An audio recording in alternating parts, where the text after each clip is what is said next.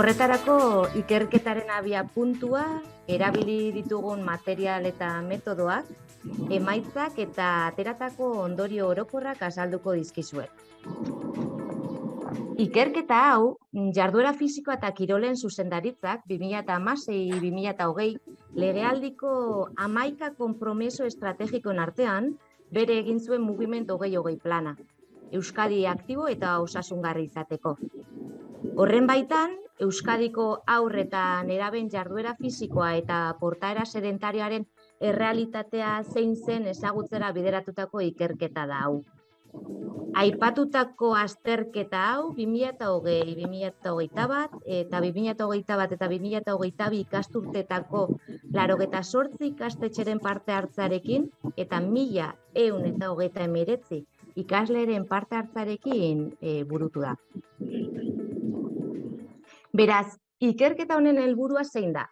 Euskal Autonomia Erkidegoko 6-17 urte bitarteko haur eta nerabeen jarduera fisikoaren portaera sedentarioaren maila deskribatzea izan da. Horretarako, 7 egunez, eskumuturrez nagusian, azelerometroa jantzita eraman behar izan dute. Ikerketa hau aurrera eramateko lantalde handi bat eratu genuen, hala nola Deusto Unibertsitateko ikerlariak, Mondragon Unibertsitateko UESI fakultateko ikerlariak, Mugikon enpresa eta Atron kooperatiba elkarteko kideak. Eta ni neu guztiak ordezkatzen nabil gaur. 1129 ausazko ikasle lortzeko 3 fase jarraitu genituen. Lehenik eta behin, ikastetxearekin kontaktua eta onarpena lortu genuen, bigarrenik familien onarpena, eta hirugarren zoriz ikasleak aukeratzea. Eta prozesu guztia zehatz-mehatz jakin nahi baldin baduzue, mugiment.eusen baliabideen atalean jada igota daukazu bai txosten teknikoa, divulgatiba eta guztia, eta eskuman azaltzen diren baliabide guztiak eskuragai izango dituzue. Ikerketan lortutako emaitzak hemen azaltzen diren 5 multzo nagusitan sailkatuta erakutsiko dizkizuet. Lehenik eta behin mugimenduan emandako denbora eta denbora sedentarioa, bigarren lotan pasatako denbora, hirugarren eskolara joateko desplazamendu bota, laugarren eskolaz den beste leku batzuetara egindako desplazamendu mota, eta azkenik kirol praktika arautua. Eta multzo bakoitzean sexua, lurralde historikoa, adina eta maila sozioekonomikoaren arabera alderatu dira. Mugimenduan eta portaera sedentarioan emandako denbora neurtzeko, jarduera fisiko intentsitate maila desberdinak banatu genituen. Guztiak azelerometroak markatzen dituen eten puntuak zehaztuta. Txandelier eta Lagunak 2016an esan zuten bezala. Sailkapen horretan, jarduera fisiko sedentarioa, arina, ertaina, bizia eta ertain bizia banatu ditugu. Eta lotan pasatako denboraren sailkapeneri dagokenez, 4 parametro aztertu ditugu.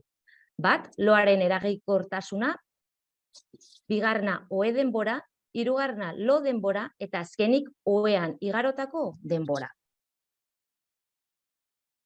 Honako grafiko hauetan azaltzen dira 2 aldagai horien inguruko informazio nagusi guztiak. Neskek, orokorrean, eskerrean ikusten den bezala, neskek orokorrean egunean, portaera sedentarioan 9 ordu eta erdi pasatzen dituzte. Jarduera fisiko arinean 3 ordu eta erdi. Ertainean ordu eta erdi. Eta bizian 7 minutu inguru. Eta jarduera fisiko ertain bizian 40 minutu. Loaren eraginkortasunari dagokionez 87%koa da. Ohean ia 8 ordu pasatzen dituzte, eta 7 ordu inguru ez. Eta horretatik 7 ordu pasatzen dituzte ohean, eta 1 pasatzen dute esna. Aldiz mutiei begiratzen badiegu, loaren eraginkortasuna 86%koa da, gutxi gora bera, ohean 8 ordu pasatzen dituzte eta horietatik 7 lotan. Jarduera fisiko arinean 3 ordu eta 45 minutu ertainean ordu bete, eta 25 minutu, eta bizian 10 minutu inguru edo. Orokorrean, mutilek egunean portaera sedentarioan 9 ordu eta erdi pasatzen dituzten neskek bezalaxe. Lurralde historikoen arabera, Gipuzkoako neskak zein mutilak dira jarduera fisiko arina, ertaina, bizia eta ertain bizia gehien egiten dutenak.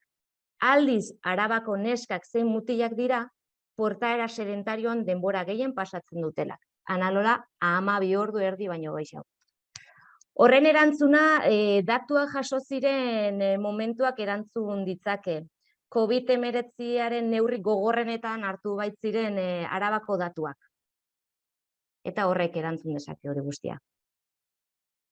Adinari dagokionez, neska zein mutiletan, lehen hezkuntza batetik, batxilergo bira portaera sedentarioan igoera nabarmena da grafikan ikusten dan bezalaxe, grisean. Aldiz, jarduera fisikoan, arin, ertain zein bizian, beherakada ematen da, lehen hezkuntza batetik batxilergora bitartean, bai neska zein mutiletan. Gainera, mutiletan handiagoa da beherakada hori. Maila sozioekonomikoari dagokionez, nesketan medea bateko ikastetxeetako neskak pasatzen dute denbora gehien portaera sedentarioan. Aldiz, medea 3ko ikastetxeetako neskak dira jarduera fisiko arina, ertaina eta bizia gehien egiten dutena. Medeari dagokionez, esan genezake medea batekoak direla gabezia sozioekonomikoa izateko arrisku txikiena dutenak, eta medea bostekoak gabezia hori arrisku handiagoa dutenak direla. Mutiletan, medea 2ko ikastetxeetako mutila dira, jarduera fisikoa arina, ertaina eta bizia gehien egiten dutenak, eta medea bateko ikastetxeetako mutilak dira denbora gehien pasatzen dutenak portaera sedentarioan. Bizkaiko neskek dute lo eraginkortasun handiena, Arabako neskek dute ohe denbora eta esna denbora altuenak, eta Gipuzkoako neskek dute lo denbora altuena, grafikan ikusten den bezalaxe. Mutiletan aldiz, Bizkaiko mutilek dute lo eraginkortasun handiena. Arabako mutilek ohe denbora eta lo denbora altuenak dituzte, eta Gipuzkoako mutilek esna denbora altuena dute. Beraz, lurraldeen arteko ezberdintasunak antzematen dira. Bizkaiko gaztetan erabeak lo eraginkortasun altuenak dutenak badira ere, ohean denbora gutxien ematen dutenak ere badira. LH, bai, lehen hezkuntza batetik batxilergo bira azterketa egiten badugu, ohe denbora, lo denbora eta esna igarotako denbora behera doa adinarekin, bai neska zein mutiletan. Derrigorrezko bigarren hezkuntza amaieran eta batxilergoan dute lo eraginkortasun handiena, denbora gutxien ere igarotzen bai dute ohean. Nesketan, medea bostekoak, arrisku handiena dutenak, medea bosteko ikastetxeako neskak dute lo eraginkortasun handiena, medea 3ko ikastetxeetako neskak dituzte ohe denbora handienak, lo denbora eta esna denbora altuenak. Mutiletan aldiz, medea bateko ikastetxeetako mutilek dute lo eraginkortasun handiena. Medea 2ko ikastetxeetako mutilak dituzte ohe denbora eta lo denbora altuenak. Medea 3 ikastetxeetako mutila dute esna denbora altuena. Eskolara eta eskola ez den beste leku batzuetara joateko desplazamendu motari erreparatu diogu ere ikerketan hasieran azaldu dudan bezala. Horretarako, garraiobide pasiboak, aktiboak eta oinez desplazatzen diren aztertu dugu.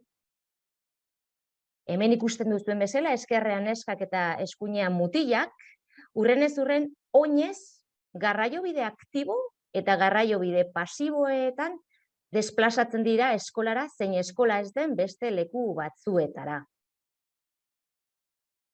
Askogati gainera.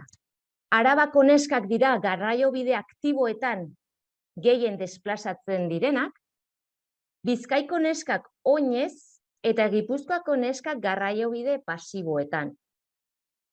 Gipuzkoako mutilak dira garraiobide aktiboetan gehien desplazatzen direnak, Bizkaiko mutilak oinez eta Arabako mutilak garraiobide pasiboetan. Neska zein mutiletan lehen hezkuntza batetik batxilergora aztertzen baldin badugu, alderaketa egiten baldin badugu, garraiobide aktiboetan gehiago desplazatzen dira. Oinezko desplazamendua gutxitzen dira, adina aurrera joan ahala, eta garraiobide pasiboak zertxobait igotzen dira. Neska eta mutiletan, Medea Hiruko ikastetxeetako ikasleak garraiobide aktiboetan eta Medea Laukoak oinez desplazatzen dira. Nesketan aldiz, Medea Hirukoak garraiobide pasiboetan gehien desplazatzen dira, aldiz mutiletan Medea Batekoak. Eskola ez den beste leku batzuetara joateko desplazamendu motari dagokionez, Arabako neskak dira garraiobide aktiboetan gehien desplazatzen direnak. Bizkaiko neskak oinez eta Gipuzkoako neskak garraiobide pasiboetan. Eskolara joateko desplazamenduen bezalaxe. Mutiletan aldiz, Gipuzkoako mutilak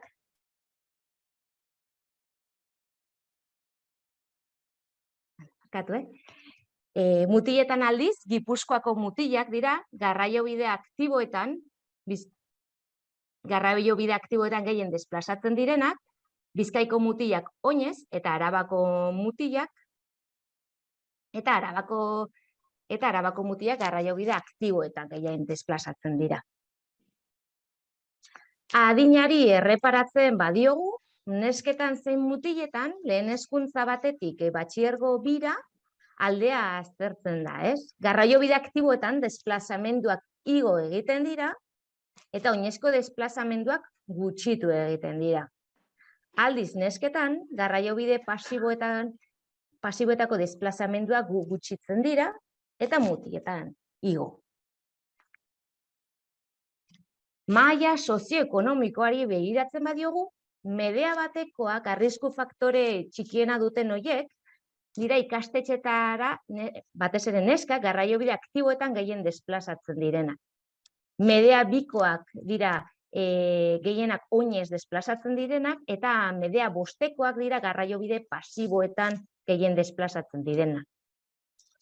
Medea Biko ikastetxeetako mutilak dira garraiobide aktiboetan, eta oinez gehien desplazatzen direnak, eta arrisku faktore altuena dutenak garraiobide pasiboetan desplazatzen dira.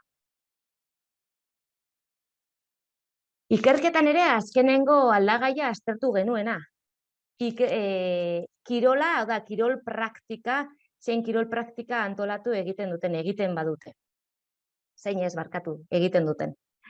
Ikusten duzuen bezala, neskak ezkerrean eta eskuinean mutilak, nesketan 62%, kirol praktikaren batean parte hartzen du. Kirol praktika antolaturen batean parte hartzen du.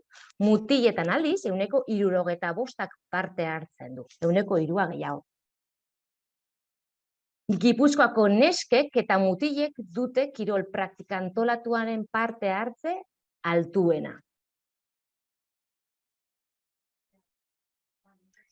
Nesketan, lehen hezkuntza batetik batxilergo bira, kirol praktika handitzen doa, aldiz mutiletan txikitzen doa. Eta maila sozioekonomikoari begiratzen badiogu, Medea Hiruko ikastetxeetako neskak dira kirol praktika antolatuan gehien parte hartzen dutenak. 67% inguru. Eta Medea Lauko ikastetxeetako mutilak dira kirol praktika antolatuan gehien parte hartzen dutenak. 70%. Ondorio zera azpimarratu nahi dugu, edo azpimarratu dugu gure ikerketan. Gehiengoak eserita edo mugimendu ezean igarotzen dituen ordu kopurua 9 ordu eta erdikoa dela. Hala ere, gehiengoak omeren Gomendioak gutxienengo, omeren gomendioak betetzen ditu adintarte horri lotuta.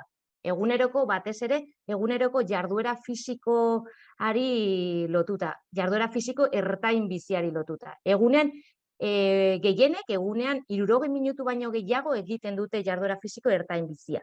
Baina, guztiak, gehiengoak orokorrean, 9 ordu eta erdi pasatzen dute eserita edo portaera sedentarioan. Bigarren, lo denboraren aldagaiak egunean, bai? 7 ordu ia 7 orduko lo patroi laburrak erakusten ditu. Balio hori asko urruntzen da populazio talde horrentzat omek gomendatzen duenetik. Batez ere, lo eraginkortasunari dagokionez, ikusi dugulako, lo eraginkortasuna 100% iritsi beharko litzake, hori da onena, eta 185-etik bera klinikotzat edo jotzen da. Eta pixka bat ikusten dugu lo patroi horiek asko urruntzen direla horretatik. Hirugarren, ohean esna igarotako denboraren bataz bestekoa 60 minutukoa da. Denbora hori dela eta, esaten genuen, 8 ordu pasatzen zutela ohean, baina 7 lotan, hor dago ordu bat esna egoten direla, eta esaten genuen bezala loaren eraginkortasuna ere, balore baxuak topatzen ditugula. 86 eta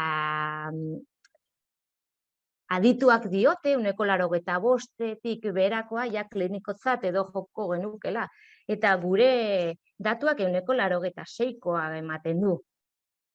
Honen zergatia, egia esan, honen zergatia gehiago eta hobeto aztertu beharko litzake.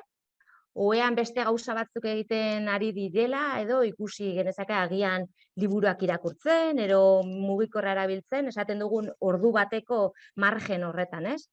Edo bestela lo hartzeko zailtasunak dituzten edo ez, jakin beharko genuke. Laugarren ondorio nagusi atera genuena zer da? Haur eta gazteek eskolara zein beste lekuetara egiten dituzten desplazamenduak nagusiki oinez egiten badituzte ere, adina aurrera joan ahala, garraiobide aktiboak gehiago erabiltzen dituztela. Bosgarren ondorio nagusia zera da? Adinarekin portaera sedentarioan pasatako denbora handitzen doala. Portaera hau gehien bat 12 urtetik DBH batetik aurrera ematen da mutiletan zein nesketan. Orduan bai ikusten da lehen hezkuntzatik DBH eta bigarren hezkuntzara salto bat badagoela. 6. ondorio nagusia. Eskola orduetatik kanpo kirol antolatua egiten duten neska mutilen ehunekoa oso altua dela, ikusi duzuen bezala, 63 inguruan. Baina deigarria da ere bai, 31 oraindik kirola egiten ez duela ikustea. Horrek izan dezakeen ondorioekin helduaroan, pertsona inaktiboak izatera ekar bai dezake.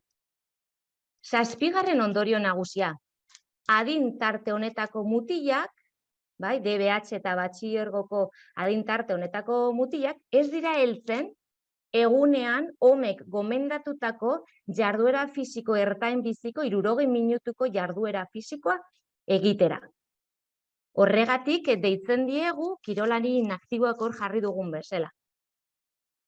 Egunean kirol praktika egiten dutelako, baina ez direlako iristen benetan egunean egin behar den jarduera fisiko 60 minutuko jarduera fisiko ertain bizi horretara. Eta azkenik azpimarratu nahi dugun ondorioa zera da, mutilek orokorrean neskek baino portaera sedentarioan denbora gehiago ematen dutela.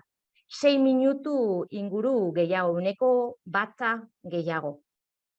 Baina jarduera fisiko bizian gehiago egiten dute, 3 minutu gehiago, eta neskek aldiz jarduera fisiko arinean, ertainean, mutile baino gehiago egiten dute, 8 minutu, adibidez arinean gehiago, ertainean 6 minutu gehiago.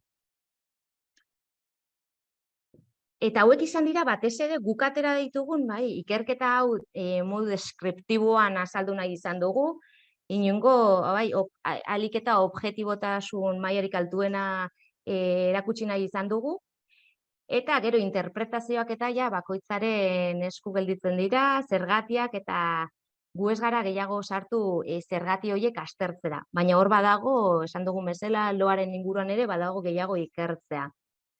Eta hauek izan dira, batez ere, gure ikerketa honetan ateratako ondorioak eta emaitza nagusianak. Orain zuen galderei erantzuten saiatuko naiz, eta mila esker. Esan bezala lehenago, informazio guztia, txosten 3 baliabide sortu ditugu ikerketa honetatik, txosten tekniko bat, informazio guztia grafikoetan azaldu den guztia zehatz mehatz, testu bidez idatzita ere azaltzen da, hori mugimen.eus baliabideetan daukazue.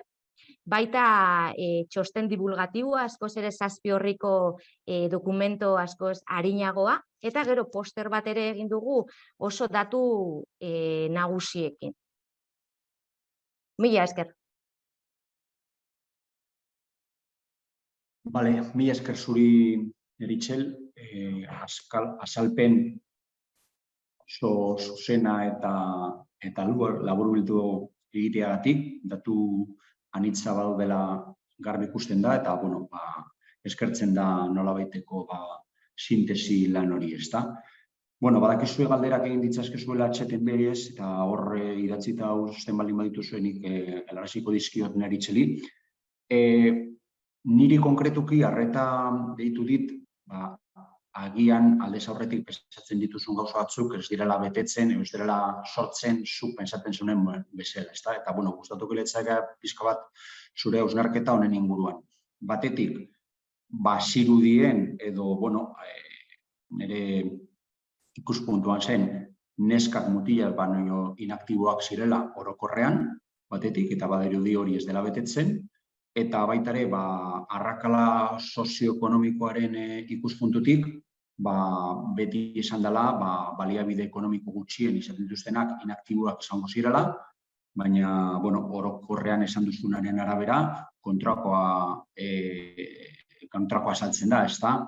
Bi gauza hauen inguruan, zure barneko ikuspuntua edo, dena ikusita hori, ez dakit zergatiak, baina, pizkat, azalpena honen inguruan hausnartu duzue, pentsatu duzue, edo, zuei baitaren nolabaiteko sorpresa iruditu zaizue, komentatu, askatasun osoz. Bai, ikerketak bai badiote,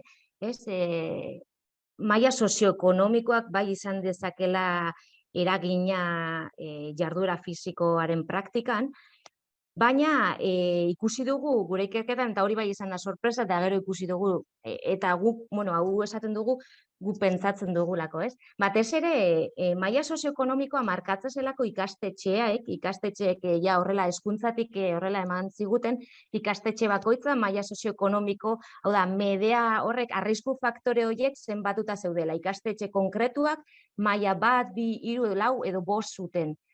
Baina hori da ikastetxeak du, baina badakigu ere bai ikastetxe horretara agian beste espazio, beste testuinguru batzuetatik joaten direla umeak.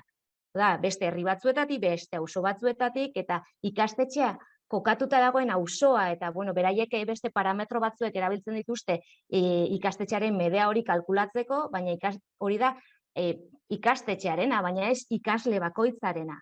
Eta hori bai hori ikusi dugu, interesantea izango zela, hurrengo ikerketa batzutan edo kontutan hartzeko, batez ere, umeen medea hori galdetu behar dela, ez? Familia horien medea eta ez hainbeste ikastetxearen, ikusi dugu emaitzak ez dutela patroiik jarraitzen, ez dutela datu esanguratsurik esaten.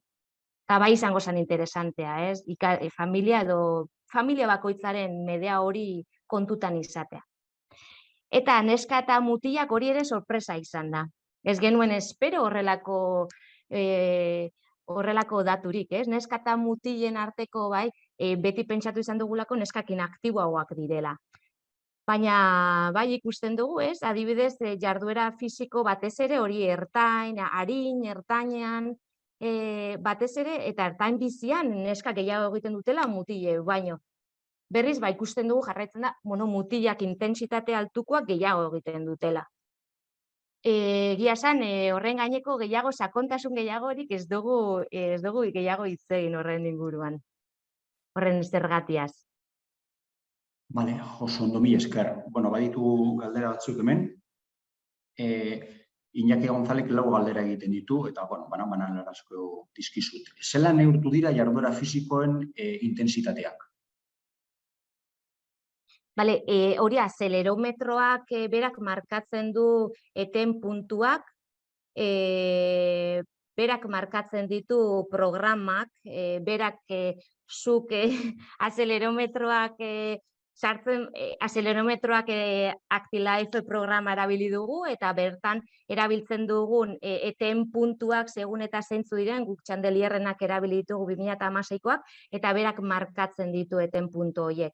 Eta hor daude azalduta gutxi gora bera zeintzuk izango diren. Baina gu ez gara ibili eten puntu horiek, hau da, mosten baizik eta programak berak ematen ditu datu horiek automatikoki. Bale, bigarren galdera, Iñakirena esan, COVID-aren ondorioz ikerketa honetan limitazioak egon aldaitezke, baldago COVID aurreko ontzeko ikerketarik Euskal Herri Arteko elkarte autonomoan? Ez dago. Eta horregatik esaten dugu, ikusi ditugun datuak batez ere Araban izan zirela COVID-aren itxialdi gogorrenetan jasotakoak, eta hor ikusten da. Ikusten da 12 orduko, gutxi gora bera, neska zein mutietan 12 orduko portaera sedentaria erakusten zutela. Gabiltza, jasota daukagu, baina egia da ez dugula gurutzatu COVID-aren, COVID-19ak eragindako protokolo desberdinetan, batzuetan etxean gaude hitz egiten, Arabako kasuan, norbaitek positibo ematen batzuen denak etxera joan behar zirela.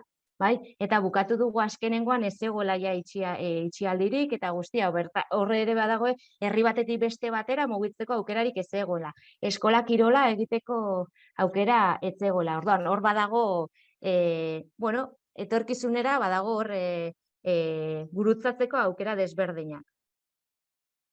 Bale, oso ondo. Ikastetxe publiko eta kontzertantuen arteko ezberdintasunik antzeman aldituzue?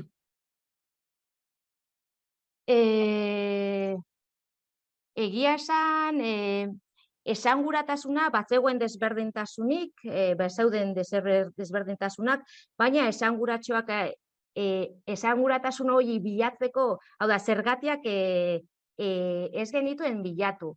Orduan, gauza asko, hau da,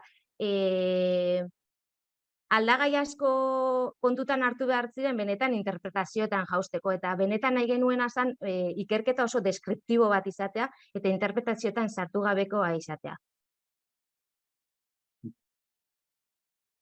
Bale.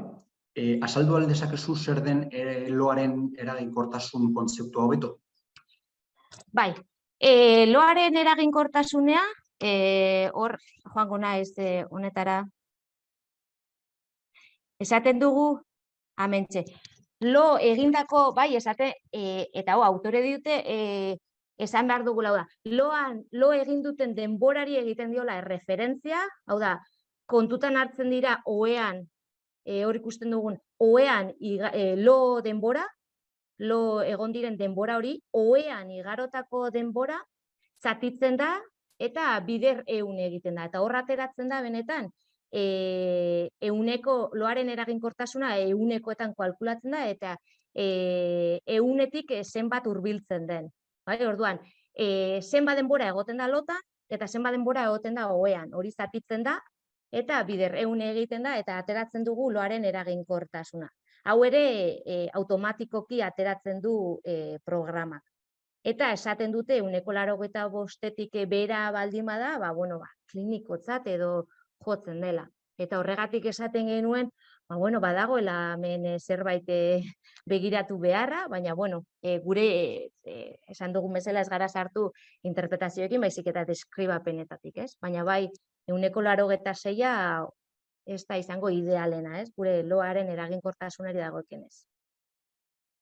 Oso ondo. Bale, Iñaki Iturriozek beste 3 galdera planteatzen ditu. Lehenengoa, noraino ikerketa zein ere motan ulertzen duzu tentu handi horrekin hartu behar ditugun datuak pandemia garaian hartutako datuak direlako. Noraino baldintzatu eta egon daitezke datu hauek pandemian hartu zirelako datu hauek. Bai, guk uste dugu guztiak, adibidez, kirol praktikoai behiratu behar da, Arabako kirol praktika guk uste dugu gehiago hurbilduko litzakela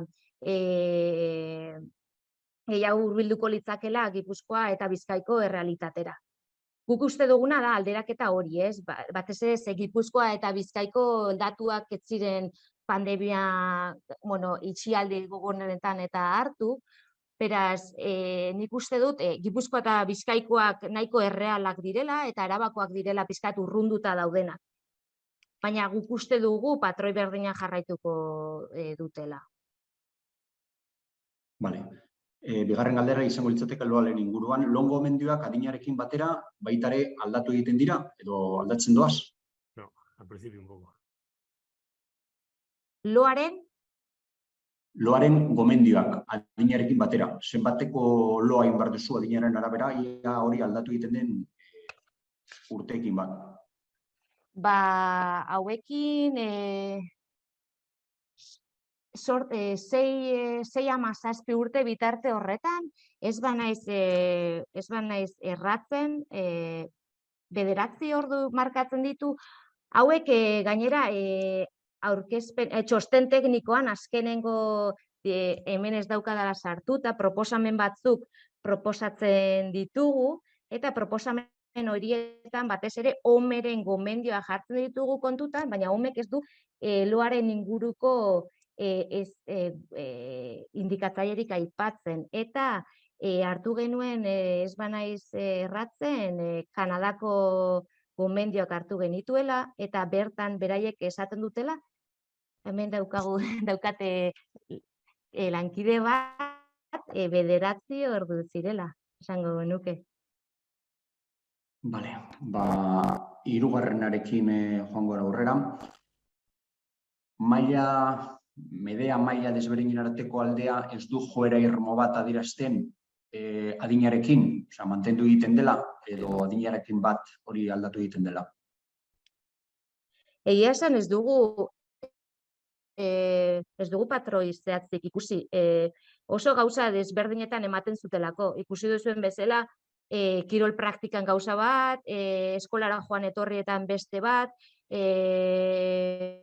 baita loan eta jarduera fisikoa mugimenduan emandako denborare bai.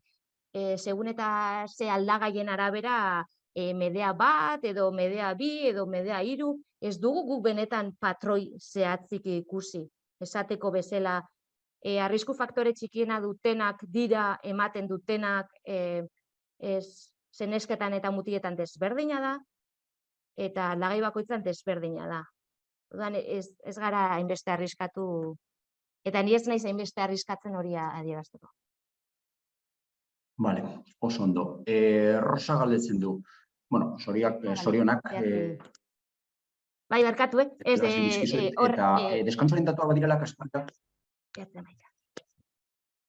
Bai, barkatu daukagulako ipinita umeetan 9-11 ordu bitartean eta gazteetan 8-10 ordu bitartean, bai? Denak dira 8, esaten galdetzen zuelako, zenbat adin tarte bakoitzari lotuta, lo denbora zenbatekoa izan beharko luke 8 ordutik aurrera. Esango genuke gazteetan txikiagoetan 9-11 bitartean eta bestetan 8-10 bitartean.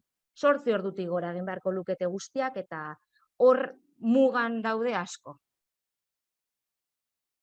Bale, Rosak zorionak helarazten ditu, eta deskantsoren datuak badirela kaskarreak esango nuke. Datuak eskuan izan da, badago asmoa interbinetzeko, interbentzio multidisciplinarrak?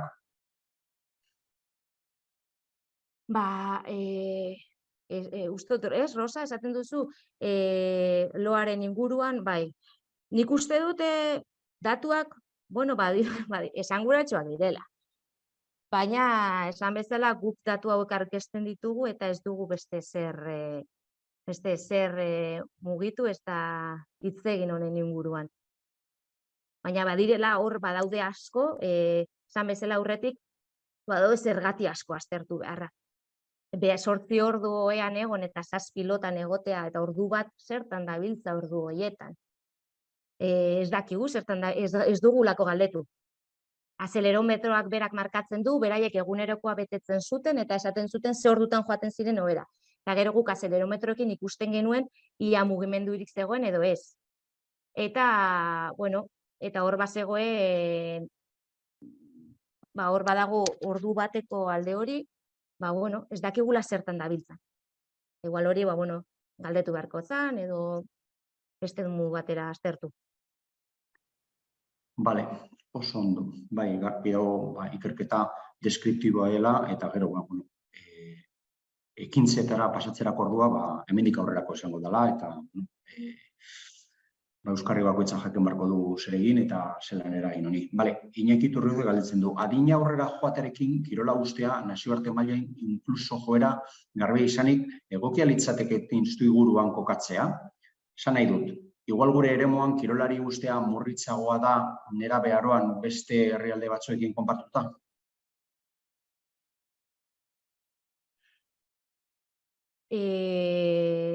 Galdu naiz, baina galdera da, adinarekin, ia...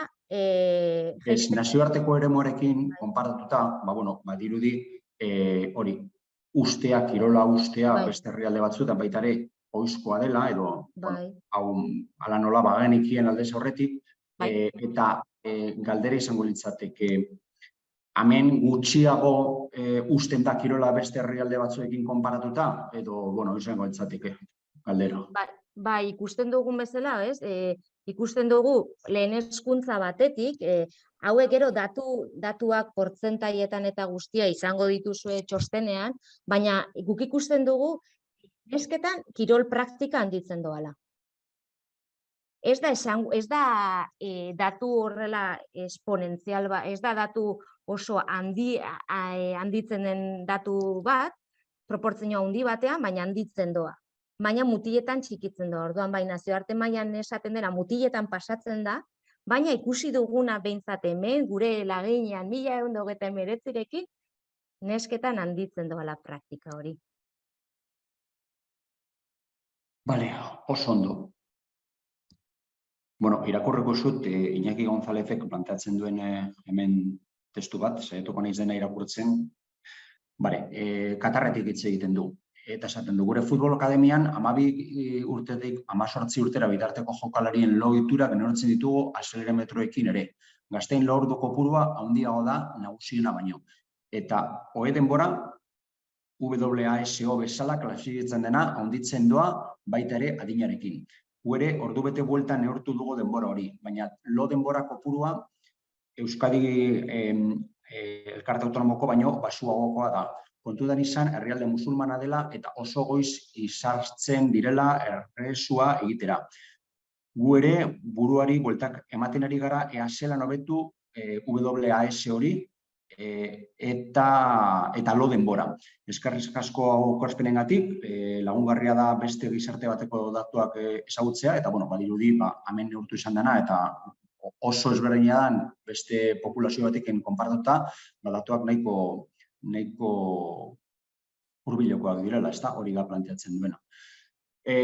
Rosak planteatzen du, ikerketa eskola askorekin izan da harreman lanetan. Harreman horiek sustatu, indartu eta elkarlanean aritu emaitzen arabera. Badirudi iradokizun badela, edo gomendio badela, galdera bat baino. Baina, suposatzen dut, izan duzuen lagina nahiko zabala, handia, eta, kontutan izan da, zenbat partaide egon zareten hori horretan, suposatzen dut, ez dituzela datuak atera ikastetxe bakar batetik herrialde bakoitzean, baizik eta egon direla hainbat eta hainbat partaide. 88 ikastetxeetan egin dugu, baina kontaktua askoz gehiagotan egin dugu, batzuetan, ez delako momentua edo, batzuetan prozesua eten egin da, ikusi duzuen, hor 3 fase banatu genituen ikastetxeak, azkenengo sujetua edo azkenengo ikaslea aukeratzeko, baina prozesu hori nahi baldin baduzue zehaztu badago txostenean jasota, baina prozesu horretan ere askoz ere ikastetxe gehiagorekin egin dugu harremana. Orain, egin dugu guk harremana ikerketa honetarako. Badakit batzuek ere beste proiektu batzuetan, beste ikerketa Eusfit bezalako beste ikerketa batzuetan ere parte hartzen ari direla. Orduan, bueno, hor ikusten da beti ez dugu sarerik, ez dago ezer eginda, baina bueno, badago ikastetxe batzuk gauzak egiteko edo behintzat prestutasuna dutela realitatea ikertzeko. Eta hori benetan gaina bai nahi dugu esan, benetan eskerrik asko, beraien laguntza gabe ezingo zelako ikerketa honetan parte hartu. Suposatzen duen guztiarekin, ikasleekin gabiltza, adin txikikoekin gabiltza, eta suposatzen duen burokrazia guztiarekin, etikoki eta guztia. Bai, horrela da. Bueno, badirudi txatean ez daudela galdera gaiagorik, eta, bueno, nik uste dut, zuk esan bezala, txostenak eta txosten horien laburpenak hor mugimende web orrialdean dituzuela. Guk izena eman duten guztiei emango diegu e-mailen bidez, bai grabaketa honi sarrera berriro ikusi nahi baldin badute, eta baita ere e-mail horretan sartuko diegu baita ere txosten horien laburpenak eta dena delakoak. Orduan izena eman duten guztiei informazio guztia jasoko dute, aztertu dezaten gero etxean lasaitasun askoz.